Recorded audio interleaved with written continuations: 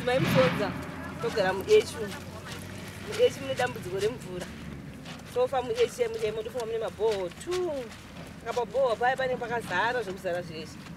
saka kuti uchere mvura yekuti wache neyese yakazara hauikwanisi unenge wachera mabhaketi mangani ekuti uchenese zvesese saka ipapa pachigomba apa pane mvura inotolika apa yekanzuru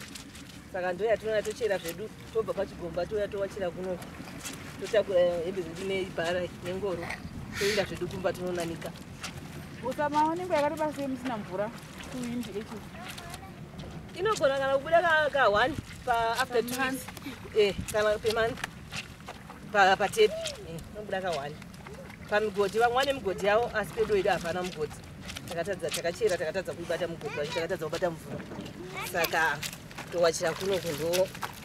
shaiko shaiko. Saka mvura yekunwa muri kuona kuti mvura yekunwa tinozonomirira manje laini kumugodhi kuchibhoho kuya manje mvura yekunwa togona kumirira hedu laini kumabhoho kana more than 4 hours uri palaini. Kune dambudziko zvirwere zvemanyoka COVID-19 kuno sezvosikazoziya hako zveCovid-19 kuti vanhu inenge iriko here nekuti vanhu vanenge vachingorwara vachikuvanza vanhu havataure chokwadi asi dambudziko remanyoka hawo vana vadiki vakaita sevavavo dambudziko remanyoka rinowanika zvakanyanyisa. Titomvurawo tatochera mvura yekubhazi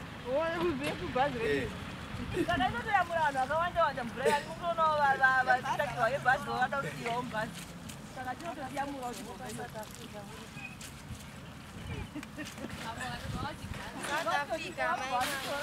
asi apa